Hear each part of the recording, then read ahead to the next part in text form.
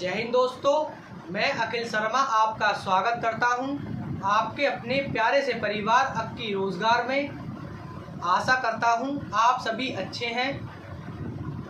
प्यारे साथियों, हम पिछली क्लास में पढ़ रहे थे छंद को और उसी क्लास में हमने छंद को कंप्लीट कर लिया था। आज हम एक नए चैप्टर की शुरुआत करने जा रहे हैं जो कि बहुत महत्वपूर्ण है, जिसका नाम है अलंकार। तो आइए प्यारे साथियों समझते हैं आज के नए चैप्टर को, जिसका नाम है अलंकार।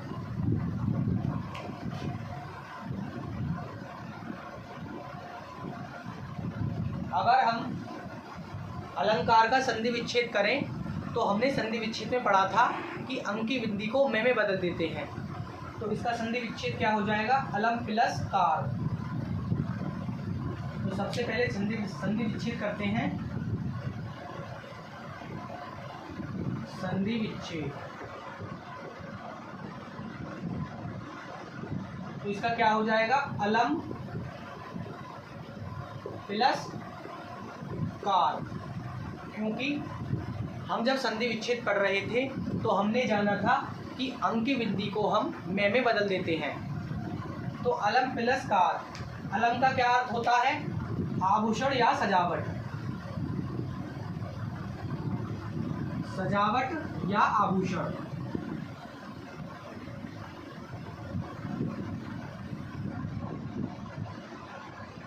और कार का मतलब होता है करने वाला।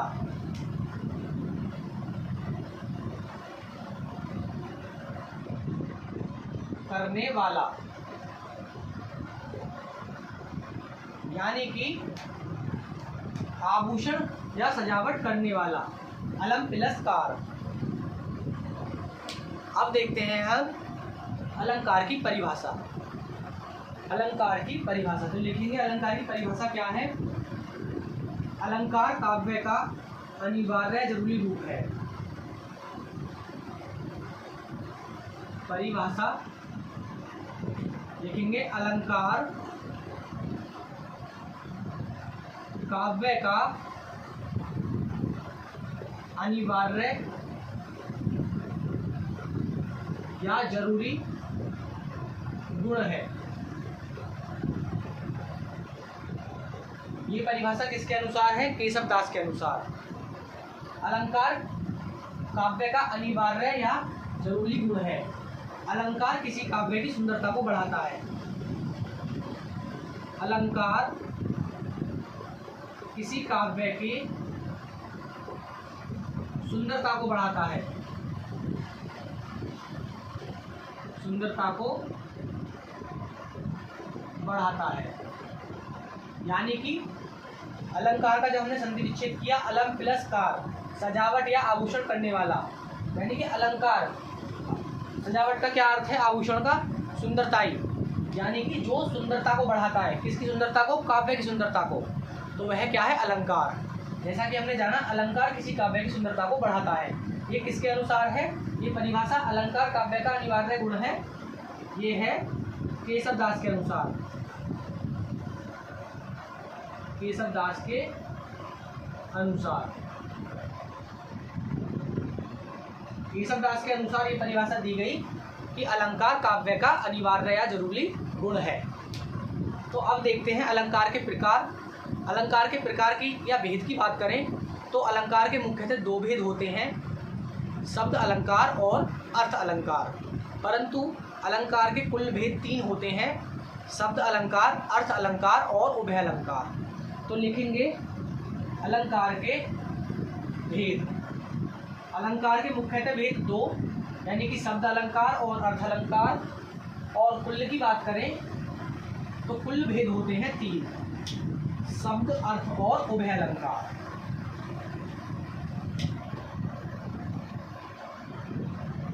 तो लिखेंगे अलंकार के मुख्यतः दो भेद होते हैं। अलंकार के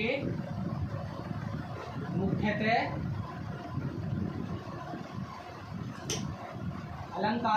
कितने भेद होते हैं? दो। मुख्यतः दो भेद होते हैं।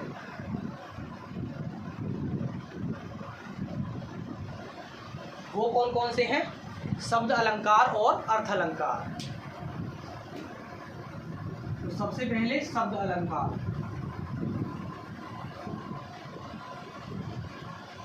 और दूसरे नंबर पर आएगा अर्थ अलंकार।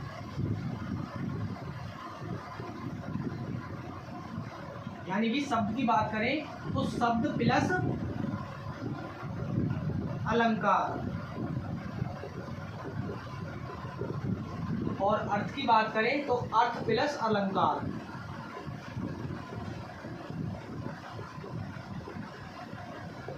मुख्यतः दो प्रकार के और कुल होते हैं 3 प्रकार के।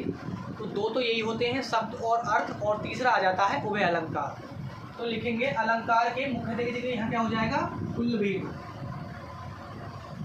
यानी कि अलंकार के कुल 3 भेद होते हैं।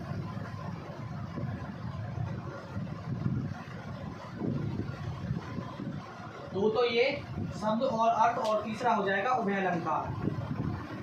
तो पहला शब्द अलंकार, दूसरा अर्थ अलंकार, और तीसरा उभय अलंकार।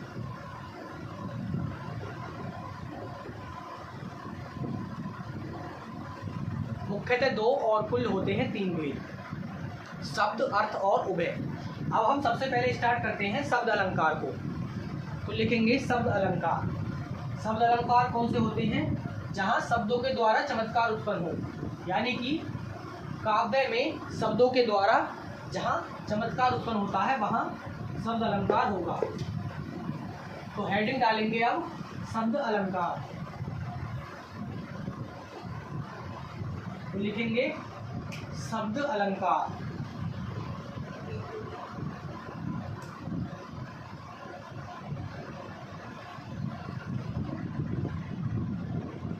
शब्द अलंकार यानी कि शब्दों के द्वारा जहां चमत्कार उत्पन्न होगा। तो लिखेंगे काव्य में शब्दों के द्वारा जो चमत्कार उत्पन्न होते हैं उन्हें वहां शब्द अलंकार होगा। तो लिखेंगे काव्य में शब्दों के द्वारा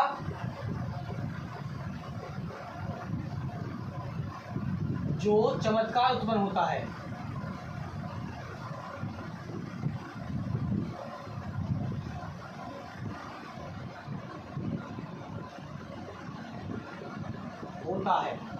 काव्य में शब्दों के द्वारा जो चमत्कार उत्पन्न होता है उसे शब्द अलंकार कहते हैं। शब्द अलंकार कहते हैं। शब्द अलंकार भी 5 प्रकार के होते हैं।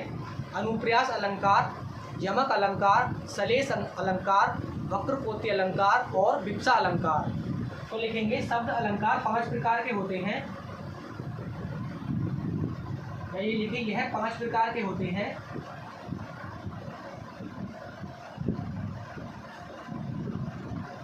ये अलंकार 5 प्रकार के होते हैं। यानी कि शब्द अलंकार कौन से हैं? काव्य में शब्दों के द्वारा जो चमत्कार उत्पन्न होता है उसे शब्द अलंकार कहते हैं। और शब्द अलंकार के भेद कितने हैं? भेद या प्रकार, भेद लिख लें यहाँ पर 5। वो कौन कौन से हैं? अनुप्रास, यमक, सलेश, वक्रकोटि और विप्सा। तो लिखेंगे पहला अनुप्रास अलंकार, अनुप्रास अलंकार, यमक अलंकार, सलेश, चौथा है वक्रकोटि अलंकार, और 5वां है विप्सा अलंकार यानी कि विप्सा अलंकार। शब्द अलंकार में 5 शब्द अलंकार के 5 भेद होते हैं। अनुप्रास, यमक, सलेश, वक्रकोटि और विप्सा। अगर हम इन 5 अलंकारों को पढ़ लेते हैं तो हम अपना शब्द अलंकार कंप्लीट कर लेंगे।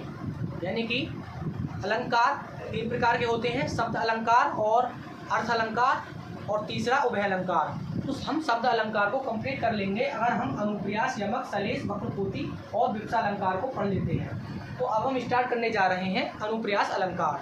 तो हेडिंग डालेंगे अनुप्रास अलंकार।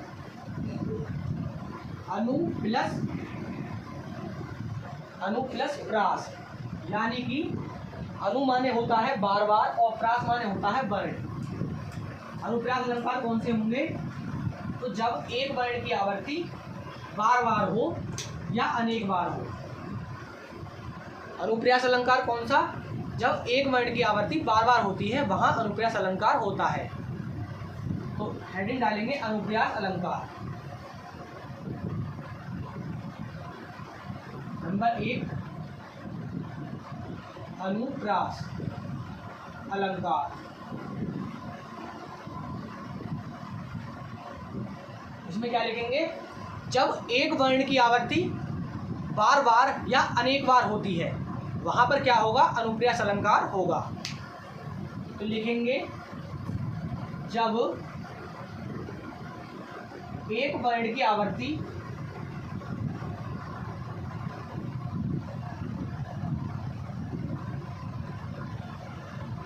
बार बार या अनेक बार होती है, अनेक बार हो, वहां अनुप्रास अलंकार होता है।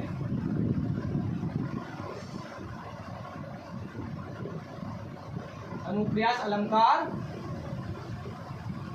होता है। जैसे रघुपति राघव राजा राम, लिखेंगे जैसे रघुपति राघव राजा राम।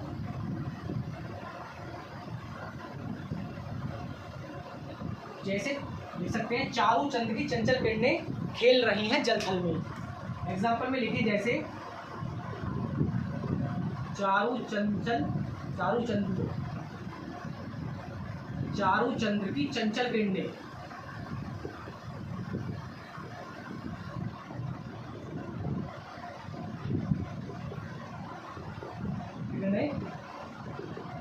खेल रही हैं जल थल में।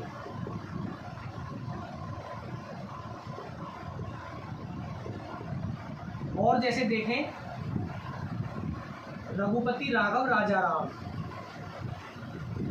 रघुपति राघव राजा राम, यानी कि जब एक वर्ण की आवृत्ति, यहाँ पर क्या वर्ण है? च वर्ण, च वर्ण, च वर्ण, यानी कि च से चारू, च से चंद्र और च से चंचल। तो चारू, चंद्र और चंचल च वर्ण से बनते हैं और जहाँ पर एक वर्ण की आवृत्ति अनेक बार या बार बार होती है वहाँ पर अनुप्रास अलंकार होगा। तो यहाँ पर कौन सा अलंकार हो जाएगा? अनुप्रास। तो इसमें हम लिख सकते हैं च वर्ण की आवृत्ति, च वर्ण की आवृत्ति, क्योंकि यहाँ पर च वर्ण की आवृत्ति होती है। और रघुपति राघव राजा राम में रे की, यानी कि रे से रघुपति, रे से राघव, रे से राजा, राजा राम, राजा राम एक में ही आएगा, रघुपति राघव राजा राम, यानी कि यहाँ पर रे की आवृत्ति हो रही है और वहां पर क्या हो रही थी? च की आवृत्ति।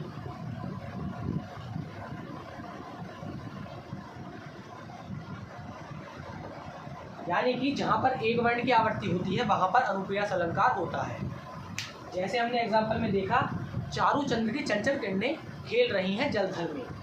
और दूसरा एग्जाम्पल देखा रघुपति राघव राजा राम, चारू चंद्र की चंचल किरणें में च की आवृत्ति और रघुपति राघव राजा राम में रे की आवृत्ति होती है, क्योंकि एक वर्ण, खाली एक वर्ण की आवृत्ति हो तो वहाँ होता है अनुप्रास अलंकार।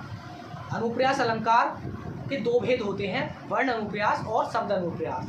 वर्ण अनुप्रास में 4 अलंकार आते हैं और शब्द अनुप्रास में आता है 1 अलंकार। वो हम देखते हैं कौन कौन से हैं। तो डालेंगे कि अनुप्रास अलंकार के 2 भेद होते हैं, पहला वर्ण अनुप्रास और दूसरा शब्द अनुप्रास। वर्ण अनुप्रास में 4 अलंकार और शब्द अनुप्रास में आता है 1 अलंकार। तो हेडिंग बनाएंगे अनुप्रास के भेद। अनुप्रास के भेद कितने हैं? 2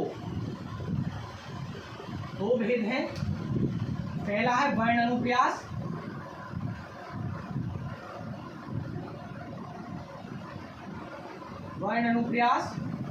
और दूसरा है शब्द अनुप्रास।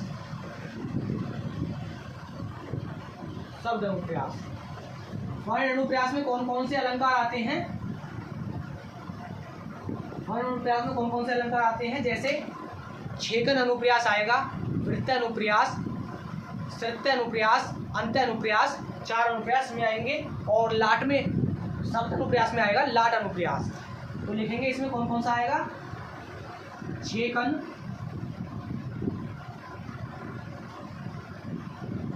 अनुप्रास, यानी कि जहाँ छेक कर रिपीट हो वर्ण। छेक, वृत्त,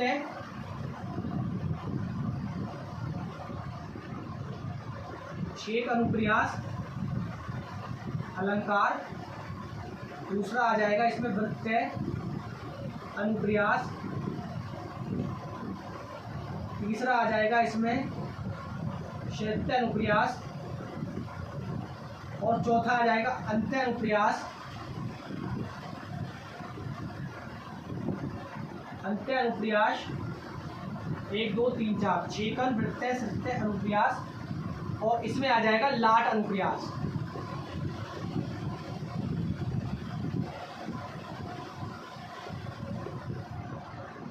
लाट अनुप्रास। अनुप्रास के भेद होते हैं 2। पहला वर्ण अनुप्रास और दूसरा शब्द अनुप्रास, जिसमें हमें अनुप्रास में ये 5 अनुप्रास पढ़ने हैं। तो सबसे पहले स्टार्ट करते हैं छेकन अनुप्रास।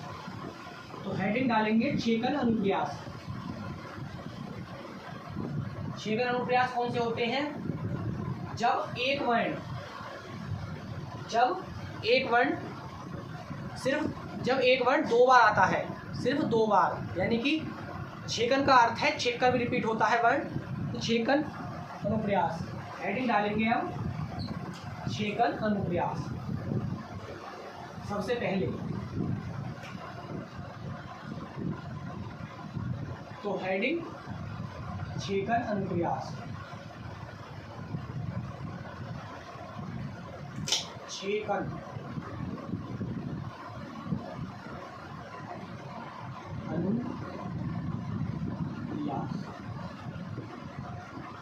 छेकन अनुप्रास, इसकी पहचान है एक, इसमें लिखे पहचान।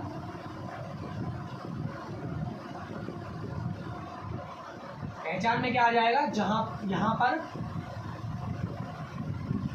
यहाँ पर वर्ण छेक कर रिपीट होते हैं।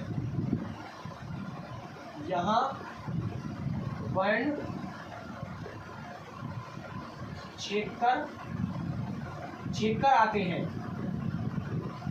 इसकी एक पहचान तो ये है कि यहाँ पर वर्ण छेक कर आते हैं। और परिभाषा देखें कि जब एक वर्ण 2 बार आता है, सिर्फ 2 बार आता है, वहाँ पर छेकन अनुप्रास होता है। तो लिखेंगे जब एक वर्ण 2 बार आता है, सिर्फ 2 बार, या केवल लिख लें केवल 2 बार आता है। 2 बार आता है, ब्रैकेट में लिखें केवल 2 बार आता है, 2 बार ही आता है, वहाँ क्या होता है? छेकन अनुप्रास होता है। छेकन अनुप्रास होगा,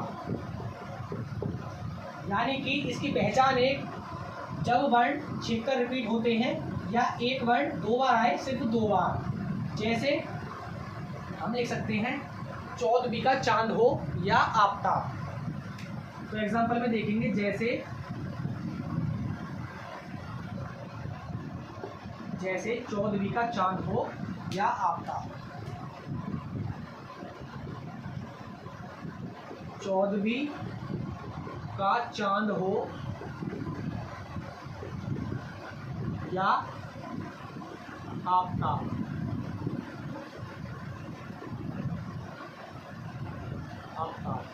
आफताब 14वीं का चांद हो या आफताब। यानी कि जब एक वर्ण 2 बार आता है तो 2 बार कहाँ आ गया, यानी कि च एक बार आया, च और च, एक वर्ण सिर्फ 2 बार आए, यानी कि च से 14वीं और च से चांद 2 बार आया। जहां पर 2 बार आता है वहां क्या हो जाएगा, अनुप्रयास हो, छेकन अनुप्रयास होगा।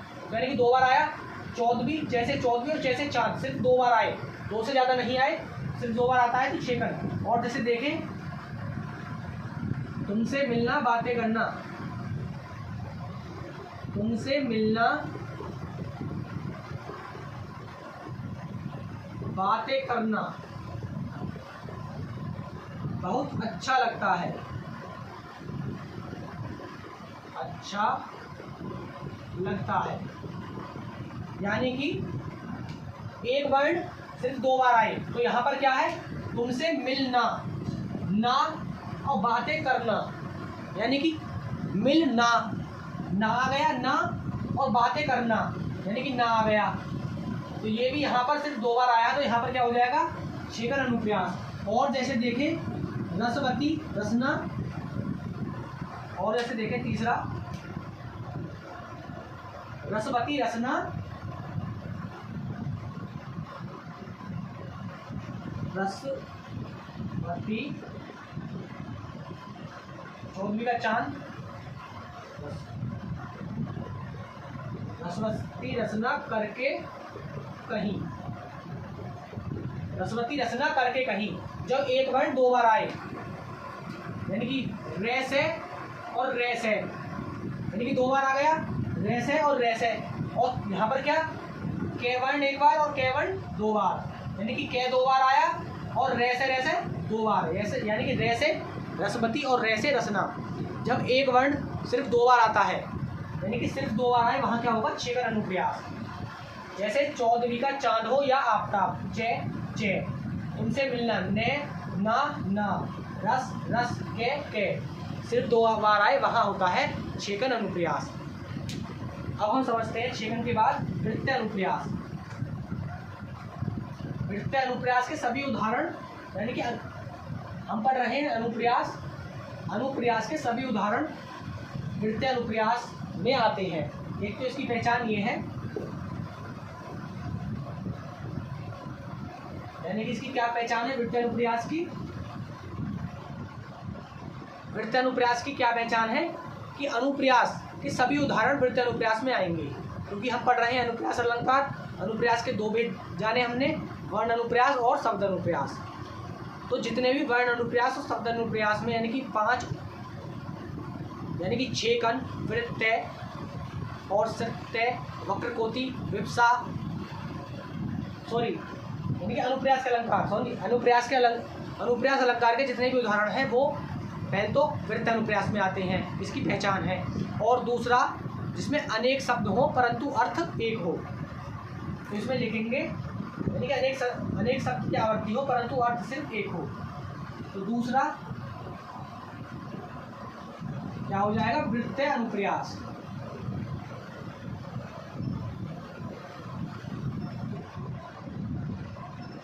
वृत्तीय अनुप्रास अलंकार। तो सबसे पहले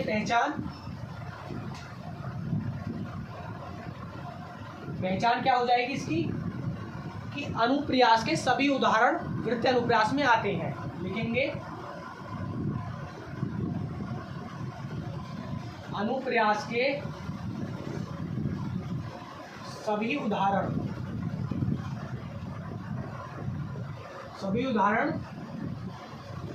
वृत्तीय अनुप्रास में आते हैं। वृत्तीय अनुप्रयास के सभी उदाहरण किसमें आते हैं? वृत्तीय अनुप्रयास में आते हैं। और उसमें लिखे शब्द की आवर्ती अनेक परंतु अर्थ एक होता है। यानी कि शब्दों की आवर्ती, शब्द की आवर्ती अनेक, शब्द की आवर्ती अनेक परंतु अर्थ समान होता है या अर्थ एक होता है, वहां वृत्तीय अनुप्रयास होता है। वृत्तीय अनुप्रयास होगा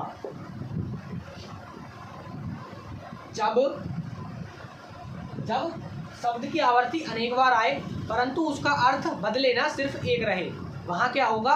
वृत्तीय अनुप्रयास होगा। जैसे गरम गरम समोसे ले आना, या ठंडे ठंडे पानी से नहाना चाहिए, या धीरे धीरे से मेरी जिंदगी में आना। ऐसे वाक्यों में क्या होगा? वृत्तीय अनुप्रयास होगा। तो उदाहरण लिखेंगे जैसे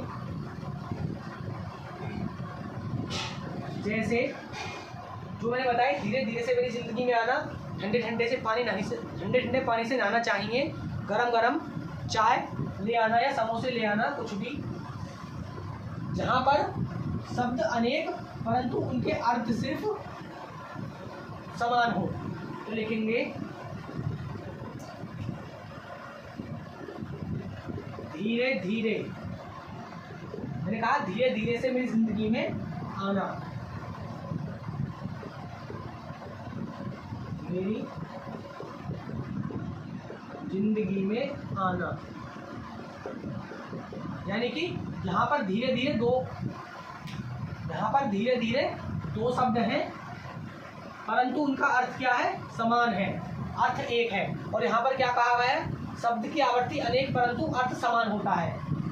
और जैसे गरम गरम चाय पी लीजिए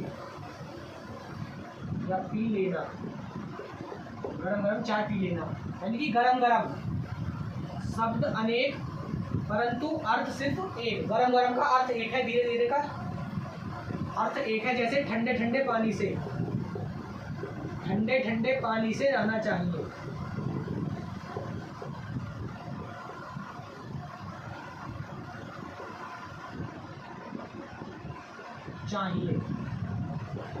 ठंडे ठंडे क्या है? यहाँ पर शब्द अनेक परंतु अर्थ एक होता है, वहां क्या होता है? वहां वृत्तीय अनुप्रयास होता है। छेदन अनुप्रयास, जहां छेद कर रिपीट हो, और वृत्तीय अनुप्रयास में क्या हो जाएगा? पहली बात तो सभी अनुप्रयास के वो होते हैं उदाहरण, वो सभी वृत्तीय अनुप्रयास में आते हैं। और वृत्तीय अनुप्रयास जहां शब्दों की आवर्ती अनेक बार परंतु अर्थ एक हो। छेदन हो गया, वृत्तीय हो गया। अब हम पढ़ते हैं शब्दीय अनुप्रयास। शब्दीय अनुप्रयास में शब्दों के उच्चारण समान हो, तो लिखेंगे अब तीसरा शब्दीय अनुप्रयास। नंबर 3 डाल लें शब्दीय।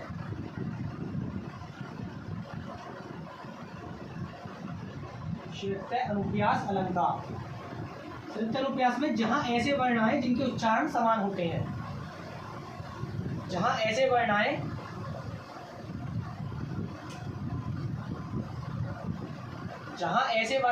जिनके उच्चारण समान हो।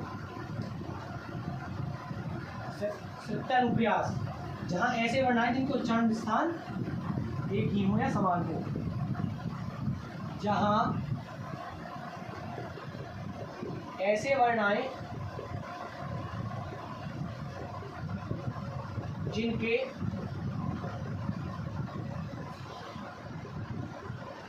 उच्चारण स्थान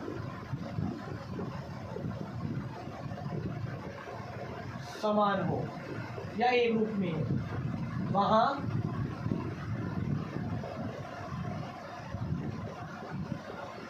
अनुप्रास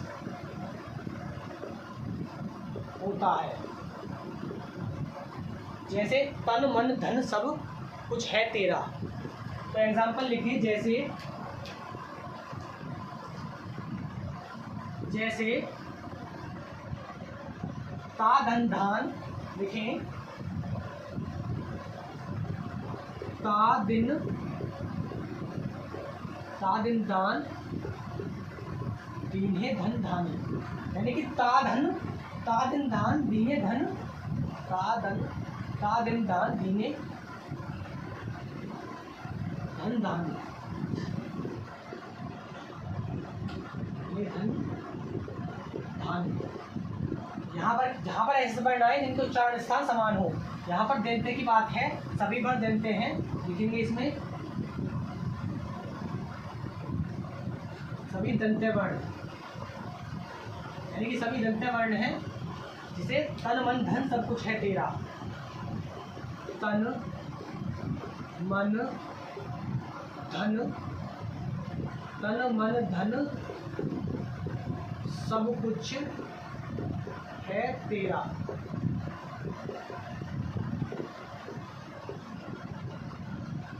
जैसे ता दिन दान दीन्हे धन धानी, यहाँ पर क्या है, सभी दंत्य वर्ण है और तन मन धन सब कुछ है तेरा।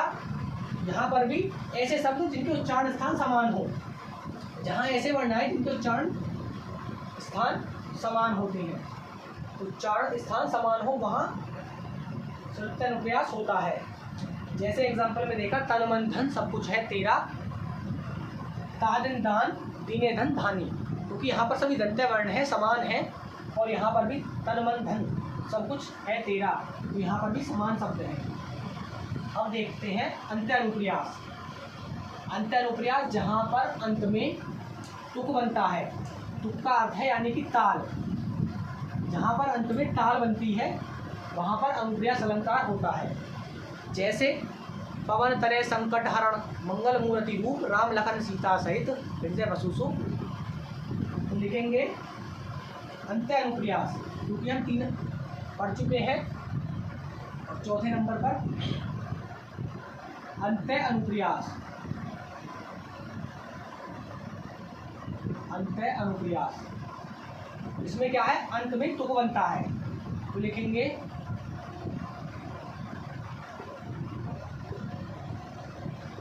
इसमें अंत में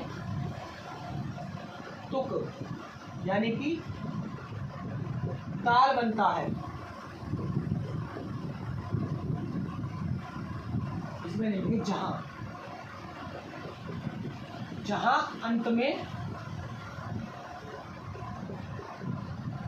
अंत में तुक ताल बनता है वहां अंत्य अनुप्रास होता है। जैसे पवन तनय संकट हरण मंगल मूर्ति रूप राम लखन सीता सहित हृदय वसुसु भूप, क्योंकि यहाँ पर तुक बनी। और जैसे हम लिख सकते हैं, जिसने हमें बनाया बात बात में सब कर दिखाया जिसका भेद कोई ना पाया, क्योंकि यहाँ पर भी तुक बन रही है जिसमें ताल बनी। तो फिर सबसे पहले लिखेंगे पवन तनय संकट हरण, पवन तनय संकट हरण मंगल मूर्त रूप, पवन तनय संकट हरण मंगल मूर्ति रूप राम लखन सीता सहित हृदय वसो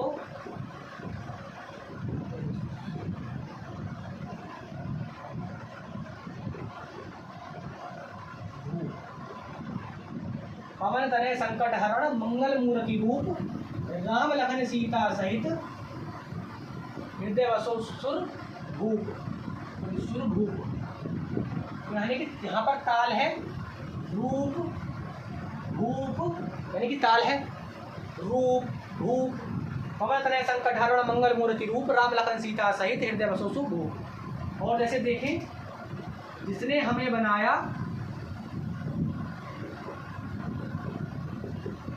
जिसने हम सबको बनाया,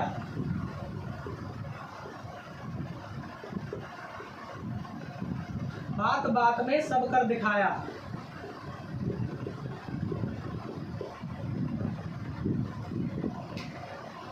जिसने हम सबको बनाया, बात बात में सब कर दिखाया, जिसका भेद कोई ना पाया, जिसका भेद कोई ना पाया। यहाँ पर तुक बन रही है, जैसे रूप और भूप पे तुक बनी है, रूप और भूप पे तुक बनी है, उसी प्रकार बनाया, दिखाया, पाया, यानी कि तुक बन रही है। और अंत में जहाँ पर तुक बनती है वहाँ क्या होता है, अंत्य अनुप्रियास अलंकार होता है। हमने पढ़ा अनुप्रियास अलंकार को। अनुप्रियास अलंकार के दो भेद होते हैं, पहला वर्ण अनुप्रियास और दूसरा शब्द अनुप्रियास। वर्ण अनुप्रियास में हमने जाना कि वर्ण अनुप्रियास में 4 अनुप्रियास आते हैं। पहला छेदन अनुप्रियास, वर्त्य अनुप्रियास, सृत्य अनुप्रियास और अंत्य अनुप्रियास। अब हमारा दूसरा भेद बचता है शब्द अनुप्रियास, और शब्द अनुप्रियास में अलंकार आता है केवल एक, जिसका नाम है लाट अनुप्रियास। तो अब हम समझने जा रहे हैं लाट अनुप्रियास को। तो हेडिंग डालेंगे लाट अनुप्रियास।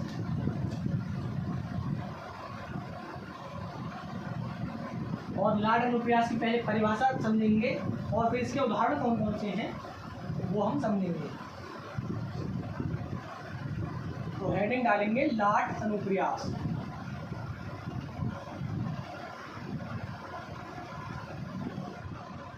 लाट अनुप्रियास।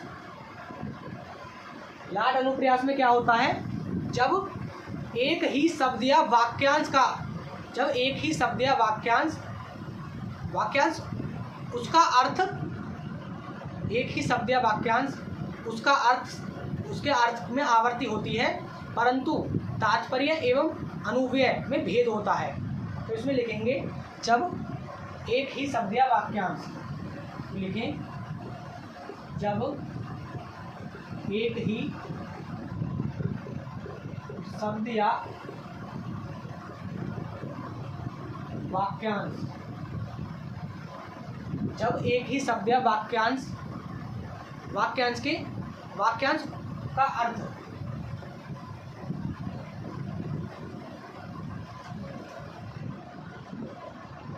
वाक्यांश के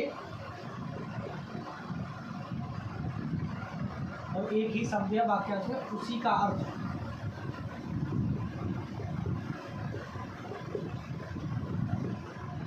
तो एक ही शब्द या वाक्यांश में उसी, जब एक ही शब्द या वाक्यांश में उसी अर्थ में हो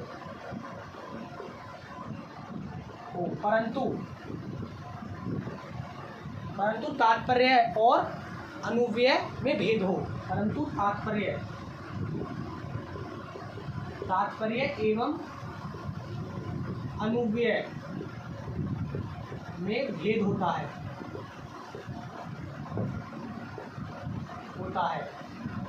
वहाँ क्या होता है, वहाँ लाट अनुप्रियास होता है,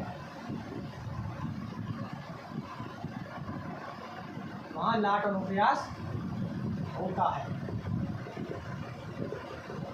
यानी कि जब एक ही शब्द या वाक्यांश उसी अर्थ में हो, परंतु उसके तात्पर्य और अनुव्यय में भेद हो, तो वहाँ क्या होगा, लाट अनुप्रियास होगा। जब एक ही शब्द या वाक्यांश उसी अर्थ में हो,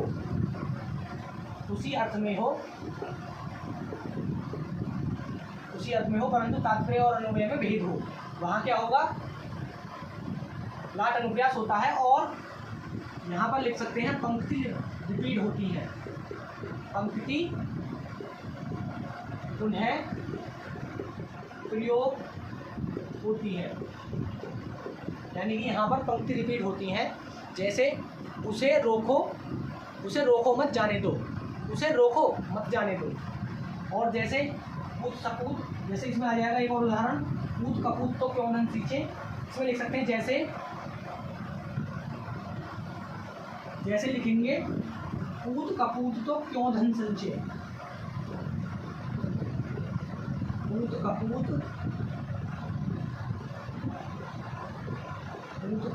तो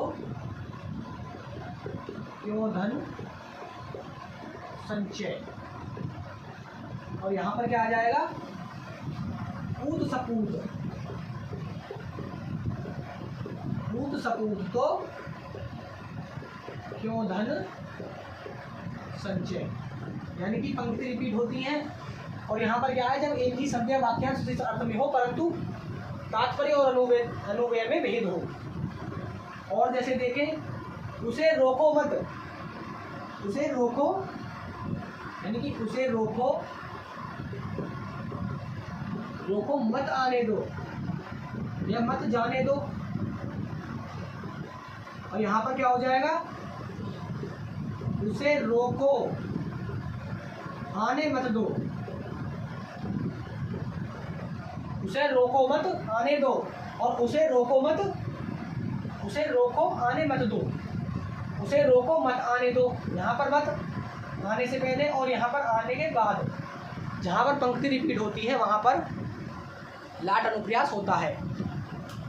और लाट जब एक ही शब्द या वाक्यांश उसका अर्थ उसी अर्थ में हो, यानी कि एक ही शब्द या वाक्यांश उसी अर्थ में हो परंतु उसका तात्पर्य और अनुव्यय में भेद हो, वहाँ पर क्या होगा, लाट अनुप्रास होता है। जैसे पूत कपूत तो क्यों धन संचय और पूत सपूत तो क्यों धन संचय।